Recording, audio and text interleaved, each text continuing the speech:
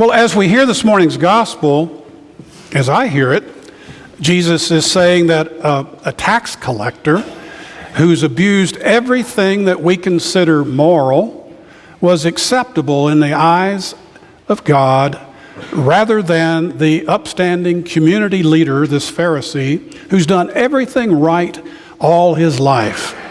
Is that what you heard? Oh, what's wrong with this picture? It doesn't sound right, does it? We hear this parable every 3 years, and I stumble with it every time. What's happening? Whatever happened to what's fair is fair. Quid pro quo, if you will.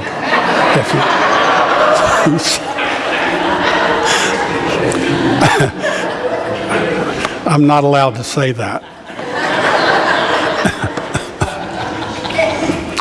But if this is how it works, I mean, what's the sense in missing all the fun? The rogues and adulterers are having fun, and they get a free ride when it's over. And here's this righteous Pharisee living the straight and narrow, and he's left out. If this is how it works, what's the sense in missing all that fun? The Pharisee, is tithing all of his income. I see some M&M shirts here this morning. Speaking of tithing, we're at that point. So the Pharisee tithes all of his income, and he's lived by the law. But actually,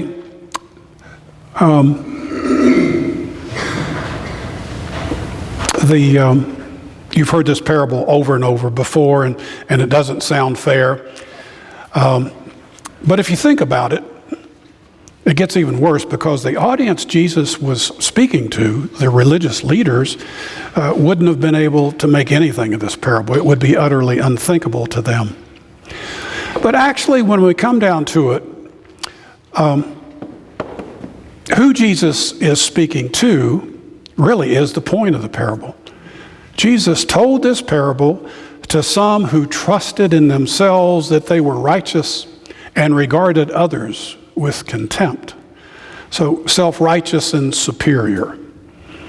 I guess the message then out of that is, don't be haughty, be humble. Maybe that's what's going on here. I suppose so, but it nags at me, because with a parable, there's usually more than first meets the eye. The easy answer usually isn't the best answer when we're working with a parable. So I think this morning, if we're to do right by this parable, we need to begin by being honest. Let's start with being honest with ourselves. We arrive at this parable with a bias, don't we? I know I do. We associate the word Pharisee with hypocritical, right? Isn't that almost synonymous? And we already know that the tax collectors in that day were scoundrels and traitors to their own people. We don't hold a high opinion of Pharisees or tax collectors, either one, do we? So with that said, I have to imagine that there's more to this parable than just the behavior of these two characters. It might be helpful to look at this parable in the context of which it was originally told. Rather than try to dissect this thing under a microscope, how about we take a step back and try to use a wide-angle lens? I mean, how does it fit in the larger context of Luke's gospel that we've been listening to week after week? A wider view reveals today's parable and Luke's very familiar parable of the prodigal son. Everyone's familiar with the prodigal son, I think. These parables are not all that different. They're both examples of how Jesus turns a spiritually climbing, achieving, and perfection upside down. In both stories, the ones who've done it all wrong and are humble about it, that would be the younger son, the prodigal son, and this tax collector this morning, they're the ones that are forgiven and rewarded. And those who are proud of how they've done everything right, that would be the older brother in the prodigal story, parable, and this Pharisee. They feel superior to others. They feel entitled. And they're not open to God's blessing. Both parables are revealing God's great reversal theme. Jesus turns religion on its head in Luke's gospel. The larger story starts with those good people in Jesus' day, these Pharisees, the faithful, upright, religious people, the law-abiding leaders, getting all lathered up because Jesus is hanging out with all the sinners. You remember that? That's where it starts from. These guardians of the faith, they're dismissing Jesus. He can't be for real because with their way of thinking, anyone claiming to righteously speak for God surely would condemn sinners and tax collectors and lost outsiders, not go break bread, hang out with them, eat with them. I mean, who does that sort of thing? Well, if you read on beyond this parable, the next story is the story of Zacchaeus up a tree.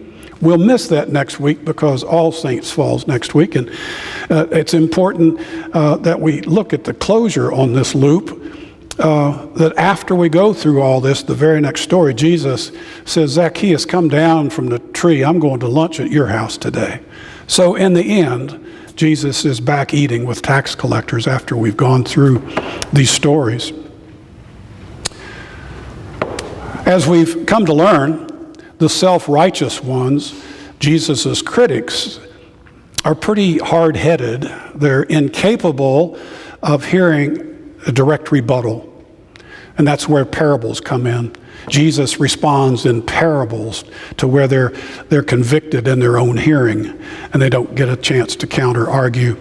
He begins with a couple of parables about celebrating over things that just went missing. What comes in front of the prodigal son parable is the lost sheep and the lost coin. And then he closes in on them with the mirror that he holds up with a parable of the prodigal son lost in exile for his own misdeeds. How can they help but see themselves in this parable? And Jesus tells them stories about nothing being given up as lost. Stories of celebrating over all sorts of lost things, lost people, lost sheep, lost coins, lost people that find their way home. He wants his critics to hear that God won't give up on anyone, even those who never seem to realize they're lost. Not even these sinners and these tax collectors the Pharisee has condemned as lost. And Jesus tells these parables to turn the Pharisees' piety of climbing and achieving and perfection upside down. So we begin to see that in today's parable, it's not so much the behavioral study of a self-righteous Pharisee and the humble tax collector, as it is a glimpse of the generous, forgiving nature of God. And we begin to see something deeper, that God is always more interested in the future than in the past. God's always more interested in the future than in the past.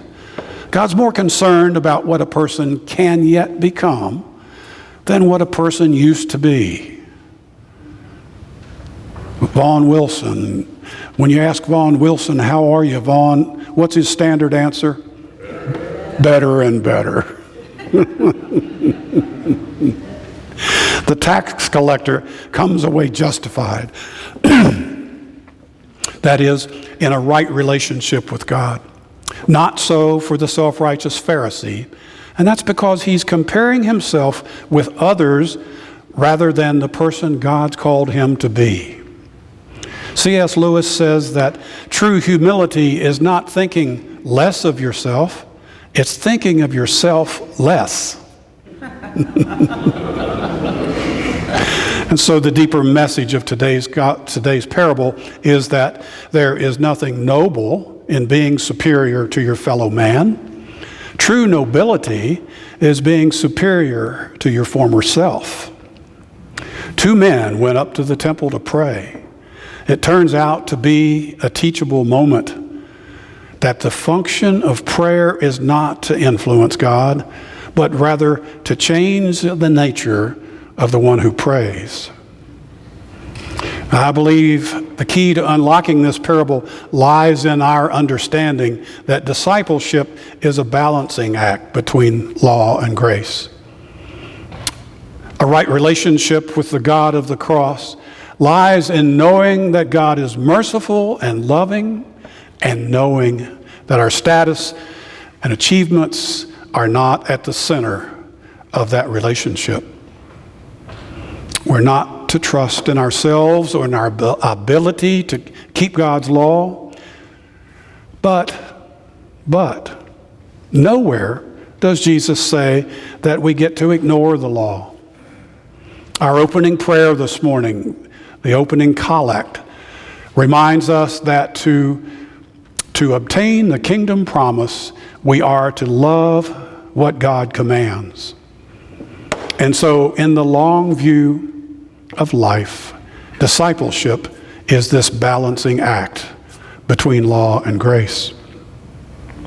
Who then will go home justified? All those who recognize their need, all those who look to God, all those whom God loves and accepts and calls righteous and successful, not because of what they've done, but because of who they are, God's beloved children.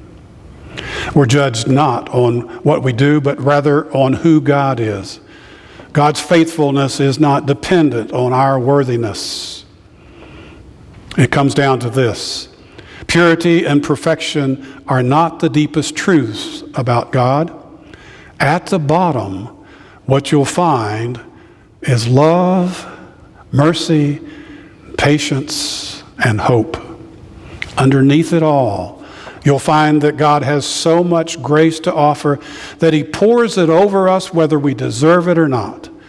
Abundant, never withheld, restorative grace that brings you and me, whether we're finding ourselves as self-righteous Pharisees or we're acting like a desperate tax collector, brings us back into intimacy with ourselves, with God, and with others, every time and always. Loving God, you are the same Lord whose nature is always to have mercy. Be merciful on me, a sinner. Amen. Amen.